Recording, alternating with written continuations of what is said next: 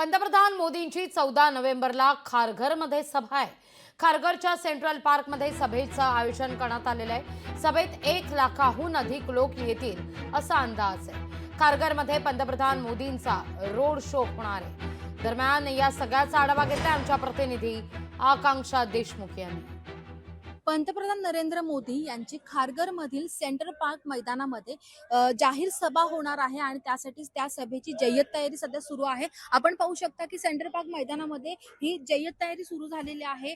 कामगार आहेत ते त्यांचं काम करत आहेत, त्याचसोबत पोलीस बंदोबस्त देखील तैनात केलेला आहे। पोलिसांना अनेक सूचना दिल्या जात आहेत की कशा पद्धतीचा पोलीस बंदोबस्त ठेवला जाईल। त्याचसोबत पाहायला गेलं तर 50,000 खुर्च्यांचं आयोजन हे या ठिकाणी केलं गेलेलं आहे। त्यामुळे भव्य दिव्य अशी ही नरेंद्र मोदी यांची सभा या नवी मुंबई परिसरामध्ये होणार आहे। पाहायला गेलं ठाणे, पालघर असेल किंवा नवी मुंबई परिसर, रायगड असेल, या प्रत्येक ठिकाणी जे आमदार उमेदवार उभे आहेत महायुतीचे, त्यांच्यासाठी ही जाहीर सभा केलेली आहे। त्यासोबत खारघरमधून ही रॅली सुद्धा प्रचार रॅली ही पंतप्रधान नरेंद्र मोदी यांच्या नेतृत्वामध्ये काढली जाणार आहे। त्यामुळे जोरदार शक्ती प्रदर्शन या ठिकाणी आपल्याला येत्या 14 नोव्हेंबरला पाहायला मिळणार आहे। आकांक्षा देशमुख, नवी मुंबई।